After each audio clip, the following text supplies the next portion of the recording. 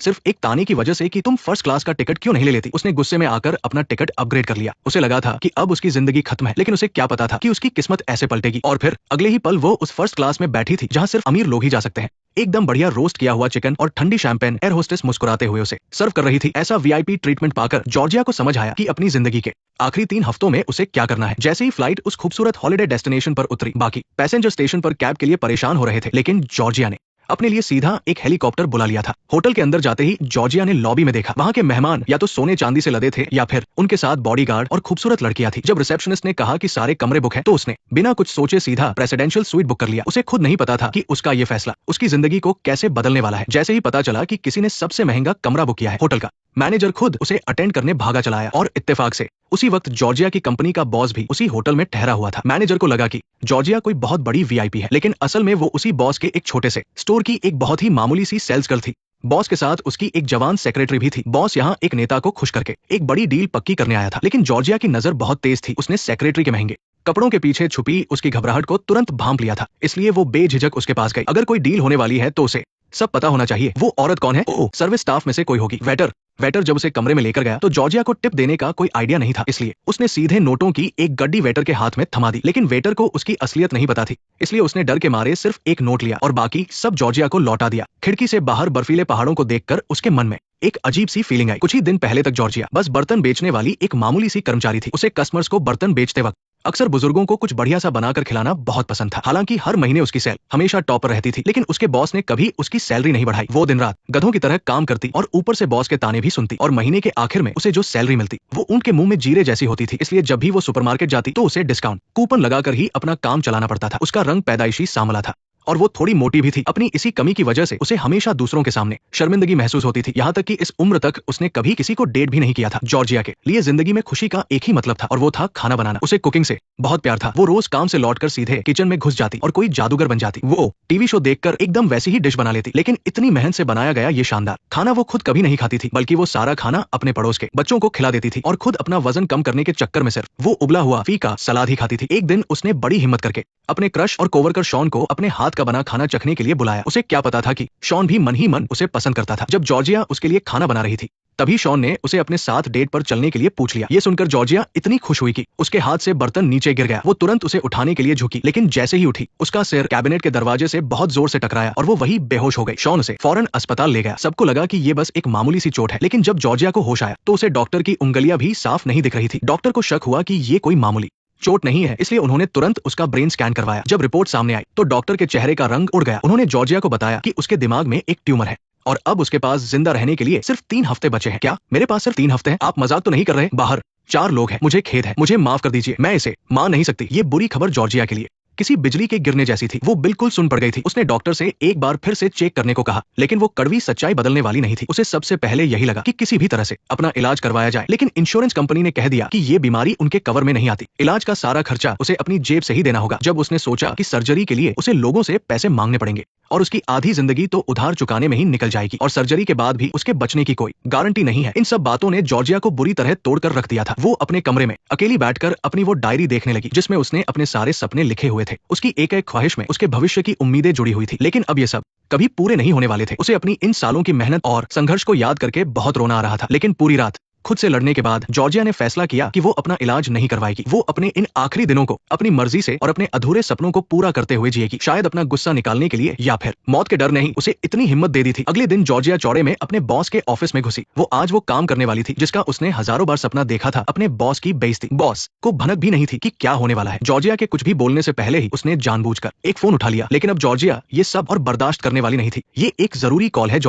Georgia को आज से पहले इतनी खुशी कभी नहीं मिली थी। वहां से जाने से पहले उसने बॉस की वो बकवास कैसेट भी तोड़ दी जिससे वो सबका दिमाग खराब करता था। उसे क्या पता था कि बॉस अब भी उसे रोकना चाहता था। दरअसल इस स्टोर की पिछले कुछ महीनों की सेल्स बहुत ही खराब थी और कंपनी के बाकी स्टोर्स का हाल भी कुछ खास अच्छा नहीं था, लेकिन जॉर्जिया जिस डिपार्टमेंट को देखती थी उसकी सेल्स सबसे बढ़िया थी। ऐसे में कंपनी को इस मुश्किल से निकालने के लिए उसका होना बहुत जरूरी था। लेकिन बॉस ने तो शुरू से लेकर आखिर तक जॉर्जिया की एक बात नहीं सुनी। उसे लगा कि वो बस अपनी सैलरी बढ़ाने के लिए ये सब कर रही है। जॉर्जिया बहुत उदास हो गई थी। तभी शॉन पीछे से भागता हुआ आया। उसने कल जो भी हुआ उसके लिए उससे माफी मांगी। ये सुनकर जॉर्जिया अपने चेहरे पर मुस्कान ले ही आई, लेकिन शॉन ने अपनी जेब से मैच की 2 टिकटें निकाल ली। उसे जॉर्जिया की बीमारी के बारे में कुछ नहीं पता था। अगर ये सब पहले हुआ होता तो जॉर्जिया खुशी से पागल हो जाती, लेकिन अब बहुत देर हो चुकी थी। मुझे लगता है हमें पहले डिनर करना चाहिए, फिर देखेंगे। मैं नहीं जा सकती। जॉर्जिया पीछे मुड़ी और जाने लगी, लेकिन शॉन ने दौड़कर एक टिकट जबरदस्ती उसके हाथ में थमा दी। उसने बड़ी मुश्किल से अपने प्यार का इजहार किया था। उसे लगा शायद जॉर्जिया अपना मन बदल ले। हालांकि ये सिर्फ उसके ख्याली पुलाव ही थे। अगले दिन चर्च में फादर ने सबको ये बुरी खबर दी कि उनके स्टेट का सीनेटर किसी जरूरी काम की वजह से चर्च नहीं आ पाएगा। इसका मतलब था कि लोगों ने पिछले कई हफ्तों से जो इस प्रेयर की प्रैक्टिस की थी और जो लोग इतनी दूर से आए थे, उन सब की मेहनत बेकार हो गई। लेकिन इन सब बातों का जॉर्जिया के लिए अब कोई मतलब नहीं था। सिर्फ 4 हफ्ते बाद मरने की बात से ज्यादा दुखी करने वाला अब उसके लिए कुछ नहीं था। वो हर संडे को प्रेयर के लिए जाती थी, एक एक पैसा बचाती थी और हमेशा एक अच्छी इंसान बनकर रही। उसने कभी अपनी बहन की तरह उल्टे सीधे काम नहीं किए, न कभी किसी से लड़ाई की और नहीं कभी किसी का बुरा चाहा। यहाँ तक कि उसने कभी अपने खड़ूस बॉस के बारे में भी बुरा नहीं बोला। लेकिन फिर भी भगवान ने उसे ये सिला दिया। वहाँ मौजूद बाकी लोग भी जॉर्जिया की इमोशनल बातों में आकर जोर जोर से अपनी भड़ास निकालने लगे। वो शांत और पवित्र चर्च पल भर में एक मछली बाजार बन गया। जॉर्जिया की जिंदगी खत्म होने वाली थी, लेकिन अफसोस की कोई भी उसे सच में नहीं समझ सका। इसलिए जॉर्जिया ने अपनी जिंदगी भर की सारी सेविंग्स निकाली और बिना किसी को बताए एक ट्रिप पर निकल पड़ी। वहां पहुंचकर सबसे पहले उसने होटल के सामने वाले एक बहुत ही महंगे डिजाइनर शोरूम से कपड़े खरीदे। सच ही कहते हैं, कपड़े ही इंसान की पहचान होते हैं। ये महंगी ड्रेस पहनते ही वो मामूली सी दिखने वाली जॉर्जिया एकदम किसी हाई क्लास सेलिब्रिटी जैसी लगने लगी। रात होते ही जॉर्जिया ने एक बेहद खूबसूरत लाल रंग की गाउन पहनी। उसका वो रॉयल और क्लासी लुक देखकर रेस्टोरेंट में बैठे सारे लोगों की नजरें उसी पर टिक गई। उसने तुरंत ऑर्डर नहीं दिया, बल्कि वो अपने हाथों से उस शानदार मेन्यू को महसूस करने लगी, क्योंकि जॉर्जिया ने वहां उस मशहूर शेफ का नाम देखा था जिसे वो आज तक सिर्फ टीवी पर ही देखा करती थी। और उसके इस अंदाज ने वहां बैठे सभी लोगों का ध्यान अपनी ओर खींच लिया था। अपनी सेक्रेटरी की बात सुनकर अब जॉर्जिया के बॉस को भी लगने लगा था कि वो औरत जरूर उस ब्लैक सीनेटर से कोई गहरा ताल्लुक रखती है और उसका यहाँ आना साफ बता रहा था कि वो इसी बिजनेस डील के लिए ही आई है। लेकिन असलियत तो ये थी कि वो वहाँ की सबसे गरीब इंसान थी। फिर भी वो ऐसे बर्ताव कर रही थी जैसे वो कोई बहुत बड़ी महारानी हो। उसने एक ही बार में मेन्यू की सारी डिश ऑर्डर कर दी और क्योंकि उसे खाने से बहुत प्यार था, इसलिए उसने किसी भी डिश में कुछ भी कम या ज्यादा करने को नहीं कहा। वहीं दूसरी तरफ बैठे वो अमीर और रईस लोग बहुत ही नखरे दिखा रहे थे। वे लगातार वेटर को अजीब अजीब सी डिमांड कर रहे थे कि शेफ खाना बिल्कुल उनके हिसाब से ही बनाए। उनके इस बर्ताव से हेड शेफ भी बहुत परेशान हो गया था। ओ लाला लाला लाला लाला। लेकिन जब हेड शेफ के पास जॉर्जिया का ऑर्डर गया तो उसका सारा गुस्सा छूमंतर हो गया।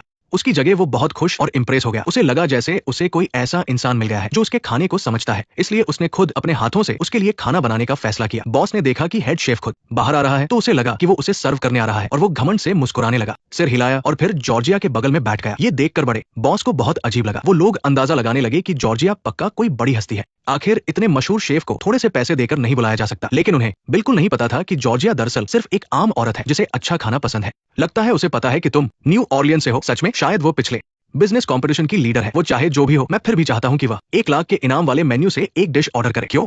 क्या मैंने तुम्हारे लिए काफी कुछ नहीं किया? मेरा वो मतलब नहीं था। तुम बहुत अच्छी हो, तुम इसके लायक हो। महफिल लुट जाने से बड़े बॉस को जितना सोचा उतना गुस्सा आया। तभी एक बेवकूफ वेटर ने गलती से उसके हाथों पर शराब गिरा दी। बड़ा बॉस तुरंत आग बबूला हो गया और उसने मैनेजर को बुलाया।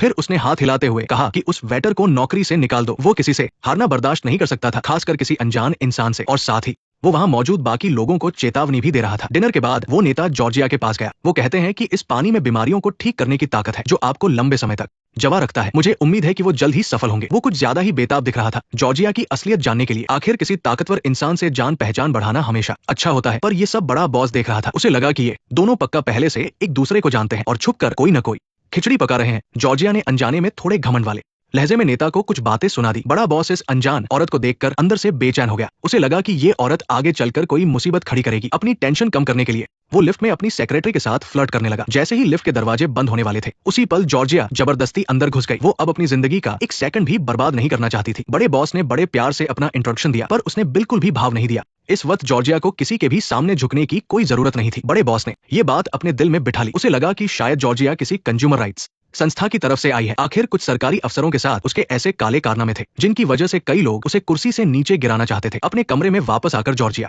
अपने पर्सनल बटलर का इंतजार कर रही थी। बटलर ने रातों रात अमीर बने ऐसे कई लोगों को देखा था, इसलिए वो शुरू से आखिर तक एकदम सीरियस ही रहा। जॉर्जिया ने बटलर से कहा कि वो उसके लिए एक प्राइवेट स्की क्लास बुक कर दे। इस आदमी के चेहरे पर थोड़ी सी स्माइल आने के लिए उसने बटलर को एक स्पा वाउचर भी गिफ्ट किया। पैसा हो तो सारे काम आसान हो जाते हैं। अगले दिन वो खुशी खुशी अपनी स्की क्लास के लिए गई। स्कीइंग सीखते ही जॉर्जिया ने ऐसा टैलेंट दिखाया जिसे देखकर सब हैरान रह गए। जॉर्जिया ने बस आगे बढ़ना सीखा था, पर अभी ब्रेक लगाना नहीं आता था और वो किसी बेकाबू घोड़े की तरह तेजी से पहाड़ से नीचे फिसलने लगी। ये देखकर कि ये वही औरत है जिसने उसे इतने दिनों से परेशान कर रखा है, बड़ा बॉस हार ना मानते हुए फिर से अपना टशन दिखाना चाहता था। जॉर्जिया ने ट्रैक के आखिर में खुद को बड़े आराम से रोक लिया। वही बड़े बॉस ने कभी नहीं सोचा था कि वो एक औरत के सामने इस तरह से अपनी बेइज्जती करवाएगा। स्कीइंग का मजा लेने के बाद जॉर्जिया तुरंत स्पा का मजा लेने चली गई। जैसे ही उसने रिलैक्स करने के लिए अपनी आंखें बंद की और बड़बड़ाने लगी कि आखिर उसी को क्यों चुना गया, तभी उसे बगल से सेक्रेटरी की स्टाफ पर चिल्लाने की आवाज सुनाई दी। जॉर्जिया ने ये सुना तो बाथरोब पहनकर फुल एटीट्यूड में उस स्टाफ के पास गई। सुनो, मुझे तुम्हारा उस औरत से इस तरह बात करना बिल्कुल पसंद नहीं आया। माफ करना अगर मैंने तुम्हें डिस्टर्ब किया मिस बर्ड, वो मुझे चोट पहुंचा रही है। मुझे परवाह नहीं कि तुम स्टाफ के साथ कैसा बर्ताव करती हो। जॉर्जिया ने सबके सामने सेक्रेटरी का बॉस के साथ अफेयर होने का राज खोल दिया। शायद ये किसी ताकतवर इंसान से डरने की वजह से था कि सेक्रेटरी गुस्सा होने के बजाय बड़ी इज्जत से जॉर्जिया के पास आई। लड़की ने दबी आवाज में कहा कि ऑफिस की कोई भी लड़की उससे बात नहीं करती, उसका तो कोई एक दोस्त भी नहीं है जिससे वो बात कर सके। इस मासूम लड़की को देखकर जॉर्जिया उसे प्यार से समझाती है कि वो बुरे लोग नहीं है, बस लालची है। ऐसे आदमी चाहे जो हो जाए कभी अपनी बीवी को नहीं छोड़ते, इसलिए तुम्हें जल्द से जल्द इस रिश्ते से बाहर आ जाना चाहिए। जॉर्जिया कि ये बातें सुनकर लड़की की आंखें खुल गई। अब जब वो दोबारा अपने बॉस के सामने आई तो वो पहले की तरह हर बात में हाँ मिलाने वाली नहीं थी। अब उसकी अपनी सोच थी। डिनर के समय नेता ने बड़े प्यार से जॉर्जिया को अपनी टेबल पर बैठने के लिए बुलाया। हालांकि बड़ा बॉस अंदर से बहुत चिढ़ा हुआ था, लेकिन इज्जत बचाने के लिए उसे भी हाँ कहना पड़ा। ठीक उसी वक्त मैनेजर भागता हुआ आया और बोला कि शेफ ने खास तौर पर उसके लिए बहुत शानदार डिशेस बनाई हैं। सब लोग जॉर्जिया के पास जाकर बैठ गए, जबकि बड़े बॉस की टेबल पर सन्नाटा पसरा था। उसकी आंखों में गुस्सा और जलन साफ दिख रही थी, पर आखिरकार उसे भी मजबूरी में वही जाना पड़ा। बाहर की दुनिया में अपनी इज्जत खुद कमानी पड़ती है। जॉर्जिया के बात करने के तरीके और उसकी हंसी से सबको लगा कि वो बहुत बड़ी हस्ती है, बस दिखावा नहीं करती। शेफ ने बहुत खुश होकर कहा कि उसी की वजह से उसे उन अमीर लोगों की अजीब डिमांड से छुटकारा मिला और वो अपनी मर्जी से खाना बना सका। इस तरह एक दूसरे की तारीफ करते हुए सबके मन में जॉर्जिया के लिए इज्जत और बढ़ गई। जब उसने बताया कि उसने 10 साल रिटेल में काम किया है तो लोगों ने उसे एक कामयाब बिजनेस वुमन की कहानी समझ लिया। जब उसने कूपन जमा करने की बात कही तो लोगों को लगा कि वह बड़े बड़े कर्जे बड़ी आसानी से निपटाना जानती है। हंसी मजाक के बीच ये गलतफहमियां बड़ी अजीब और मजेदार लग रही थी। बड़े बॉस को लगा कि जॉर्जिया उसके और नेता के रिश्ते को बिगाड़ना चाहती है, इसलिए उसने नेता को बुलाने की कोशिश की ताकि वो उसे अपनी तरफ कर सके। पर किसे पता था कि जब जॉर्जिया ने कल बंजी जंपिंग करने की बात कही तो नेता ने बिना सोचे समझे बड़े बॉस को मना कर दिया और जॉर्जिया का साथ देने की जिद करने लगा। बड़े बॉस को लगा कि उसकी इज्जत और रुतबे की धज्जियां उड़ गई है, इसलिए उसने तय किया कि वो जॉर्जिया के साथ बंजी जंपिंग का चैलेंज करेगा ताकि अपनी हिम्मत और ताकत साबित कर सके। पर जैसे ही ट्रेनर ने कहा, जॉर्जिया ने बिना कुछ सोचे सीधे छलांग लगा दी। इस वक्त उसके लिए जिंदगी और मौत कोई मायने नहीं रखती थी, बस एक दिन जल्दी या एक दिन देर की बात थी। पर जब बड़े बॉस की बारी आई तो डर के मारे उसके पैर कांपने लगे। आखिरकार वो बुरी तरह से रेलिंग पार करके चुपके से वहां से भाग गया और उसकी ये बेइज्जती वाली बात बहुत जल्द सब जगह फैल गई और लोग खाली समय में उसका खूब मजाक उड़ाने लगे। समय रेत की तरह खिसकता गया और जॉर्जिया की खुशियों के कुछ ही पल बचे थे। अगर आप ये खत पढ़ रहे हैं तो मेरी बीमारी शायद अब खत्म हो चुकी है। मैं इस खत को लिफाफे में बंद कर रही हूँ। एक आखिरी खत लिखने के बाद वो सबके साथ कसिनो में पैसे उड़ाने चली गई। अपने आखिरी पलों से पहले वो सब करना चाहती थी जो उसने पहले कभी नहीं किया था, जो कभी सिर्फ उसकी विश लिस्ट में शामिल था। कसिनो में अक्सर लोग हारते ही हैं। जल्द ही सब अपना सब कुछ हार गए। जब जॉर्जिया की बारी आई तो उसने अपने सारे चिप्स एक नंबर पर लगा दिए, क्योंकि उसकी माँ का जन्मदिन उसी तारीख को था। इस बेवकूफी भरे तरीके को देखकर बड़ा बॉस बर्दाश्त नहीं कर पाया, पर सब लोग बेवकूफों की तरह जॉर्जिया की नकल करके दाव लगाने लगे। बड़े बॉस ने अपनी मनमानी की, पर किस्मत देखिए, ऐसे वक्त में भी जॉर्जिया की किस्मत बहुत अच्छी निकली। लगातार 3 बार सारे पैसे उसी एक नंबर पर लगाकर वो जीत गई। जब वो बाहर निकली तो लाखों कमा चुकी थी और जिन लोगों ने उसकी नकल की थी वो भी बहुत पैसा जीत गए थे। वहीं दूसरी तरफ जो बड़ा बॉस उसका मजाक उड़ाता था कि उसे दाव लगाना नहीं आता, वो अपने सारे पैसे हार कर खाली हाथ लौट गया। कभी जो शोज उसे बहुत बोरिंग और बनावटी लगते थे, पता नहीं क्यों इस वक्त वो उसे इतने अच्छे लग रहे थे। शायद उम्र के साथ उसका नजरिया बदल गया था, या फिर मौत के डर ने जिंदगी को और कीमती बना दिया था। जॉर्जिया इस पल में इस कदर खो गई कि अब वो होश में नहीं आना चाहती थी। तो हम दोनों घर पर कभी एक दूसरे से क्यों नहीं मिले? शायद इसलिए क्योंकि अब तुम घर पर नहीं हो। वाशिंगटन सच में बहुत ही शानदार जगह है। मुझसे मिलने आना, हम बाद में बात करेंगे। माफ करना पर मैं सच में नहीं आ सकती। तुम्हारे गले में वो जो बड़ा सा चमकता हुआ हार है। तुम क्या कह रहे हो? तुम जानते हो मैं क्या कह रहा हूँ? तुम क्रैगन के साथ क्या कर रही हो? मेरा मतलब है तुम दोनों आखिर एक दूसरे के लिए क्या कर रहे हो? मैं तो बस उसके कुछ कानूनी मामलों में मदद कर रही हूँ। तुम्हारे कम्युनिटी डेवलपमेंट प्लान से इसका कोई लेना देना है क्या? बिल्कुल नहीं। इस सेंटर पर जो भी होगा वो मेरे दोबारा चुनाव जीतने पर ही होगा। इतने उदार मैथ्यू क्रैगन जैसे समर्थकों का होना एक राजनीतिक सच्चाई है। मुझे माफ करना, लेकिन मेरे पास बस समय है। यही सच्चाई है। Good night Georgia. जैसे ही जॉर्जिया होटल वापस लौटी, हाउसकीपर अचानक उसकी फिक्र करने लगी। इस औरत ने न सिर्फ मुंह बनाना बंद कर दिया बल्कि उसे प्यार से गले भी लगाया। असल में इस औरत का सच जानने के लिए बड़े बॉस ने चुपके से हाउसकीपर को पैसे खिला दिए थे ताकि उसके कमरे से कोई काम की जानकारी मिल सके। लेकिन काफी छानबीन के बाद हाउसकीपर को अचानक उस औरत की वसीयत मिल गई। ये सोचकर कि अब इसके पास ज्यादा वक्त नहीं बचा है, हाउसकीपर को अचानक बुरा लगने लगा। हाउसकीपर की बात मानकर जॉर्जिया ने अगले ही दिन कमरा छोड़ दिया। शॉन के पास वापस जाने के रास्ते में उसने कभी नहीं सोचा था कि इस वक्त शॉन भी घबराया हुआ उसे ही ढूंढने आ रहा है। असल में जॉर्जिया के नौकरी छोड़ने के बाद शॉन को समझ आ गया था कि उस औरत की अजीब हरकतों का कनेक्शन जरूर उस दिन बेहोश होने से है। मुझे बताओ,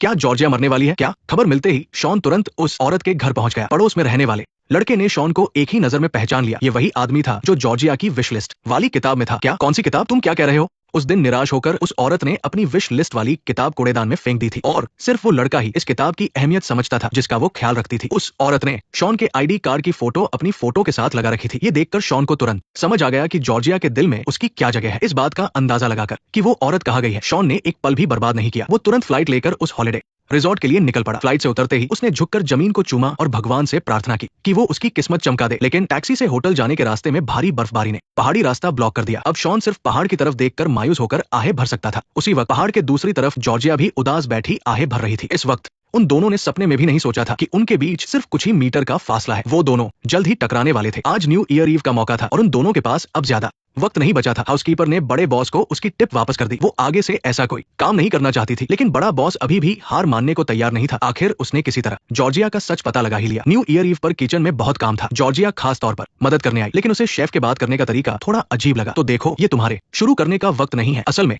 हाउसकीपर ने शेफ को सच बता दिया था, लेकिन गनीमत थी कि अभी सिर्फ शेफ को ही पता था। जॉर्जिया चाहती थी कि ये बात किसी और को पता न चले। अब उन्हें बस इस पल को खुलकर जीना था, अच्छे खाने का मजा लेना था और अपने पसंदीदा काम करने की खुशी महसूस करनी थी। बैंक्वेट हॉल मेहमानों से खचाखच भरा था। शेफ ने बड़े प्यार से जॉर्जिया का हाथ पकड़ा और उसे स्टेज पर ले गया ताकि वो सबको संबोधित कर सके। ये शानदार पार्टी बस शुरू ही होने वाली है। जॉर्जिया एक बार फिर सज-धज कर सबके सामने आई। बड़े बॉस ने सबसे पहले अपना ग्लास उठाया और उसे चीयर्स किया। सारे मेहमानों के सामने उसने जॉर्जिया की असली पहचान बता दी। वो असल में उसी के एक स्टोर की एक मामूली सी सेल्स गर्ल है। वहाँ मौजूद सभी लोग हैरान रह गए, लेकिन जॉर्जिया बड़ी शांति से खड़ी हुई। वो तो पहले से ही कुछ भी छिपाना नहीं चाहती थी। शेफ ने उसे रोकने की कोशिश की, लेकिन बड़े बॉस ने जिद पकड़ ली कि जॉर्जिया सबको जवाब दे। अगर सबको ये गलतफहमी न होती कि जॉर्जिया कोई बहुत बड़ी हस्ती है, तो भला कौन इतने दिनों तक उसके नखरे बर्दाश्त करता। लेकिन जॉर्जिया ने कभी ऐसा नहीं चाहा था कि किसी को कोई गलतफहमी हो। उसका यहाँ आने का सिर्फ एक ही मकसद था, अपनी जमा की हुई सारी रकम उड़ाना। बात बस इतनी सी थी, क्योंकि उसकी जिंदगी का सफर अब खत्म होने वाला था। उसे बहुत अफसोस था कि उसकी वजह से ये खूबसूरत रात इतनी खराब हो गई। लेकिन मैं सच में उस पहाड़ की चोटी से गिर गई थी और नतीजा ये हुआ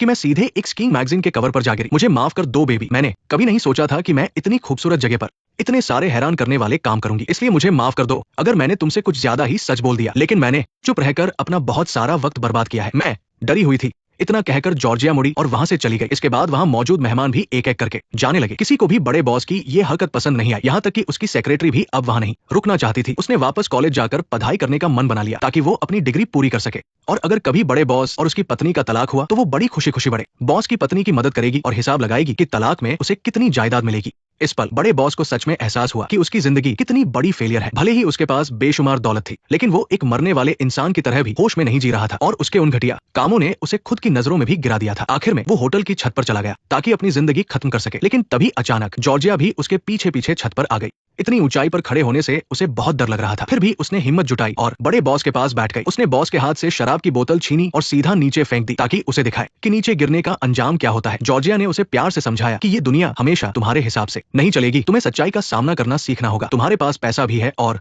बहुत सारा वक्त भी। तुम बिल्कुल नई शुरुआत कर सकते हो, मेरी तरह नहीं जिसकी जिंदगी का सफर खत्म होने वाला है। और मेरे लिए छोटी छोटी खुशियां भी एक सपना बन गई है। ये सब सुनकर बड़े बॉस के दिल का बोझ थोड़ा कम हो गया। उसने पलटकर जॉर्जिया की तरफ देखा और पूछा कि क्या उसकी कोई और अधूरी ख्वाहिश है। जॉर्जिया ने बताया कि वो हमेशा से एक छोटा सा रेस्टोरेंट खोलना चाहती थी और अपने प्यार के साथ पूरी जिंदगी बिताना चाहती थी। तभी अचानक नीचे से शॉन की आवाज आई। जॉर्जिया को लगा कि वो इतनी बीमार है कि उसे अब वहम होने लगे हैं, लेकिन शॉन सच में वही खड़ा था। असल में शॉन बर्फबारी से हार नहीं मानना चाहता था, इसलिए वो पैदल ही पहाड़ पर चढ़ आया। वो जोश से भरा हुआ था, लेकिन ठंड से बुरी तरह कांप रहा था। शॉन ने भी अपनी नौकरी छोड़ दी थी, क्योंकि अगर जॉर्जिया वहां नहीं थी तो उस नौकरी का उसके लिए कोई मतलब नहीं था। शॉन ने जॉर्जिया की सपनों की लिस्ट पर ली थी और उसने भी इस बार प्यार के लिए हिम्मत दिखाने का पक्का इरादा कर लिया था। मुझे ये इंसान पसंद है और मुझे जॉर्जिया भी बहुत पसंद है। जॉर्जिया के आंसू रुकने का नाम नहीं ले रहे थे। किस्मत ने उसके साथ बहुत ही भद्दा मजाक किया था। ठीक उसी वक्त हाउसकीपर दौड़ती हुई आई और उसने बहुत ही खुशी से एक फाइल जॉर्जिया के हाथों में दी। असल में कुछ दिन पहले उसके डॉक्टर को पता चला कि जिस मशीन से जॉर्जिया का चेकअप हुआ था वो मशीन खराब थी। डॉक्टर ने कई बार टेस्ट किया और पाया कि सभी मरीजों की रिपोर्ट्स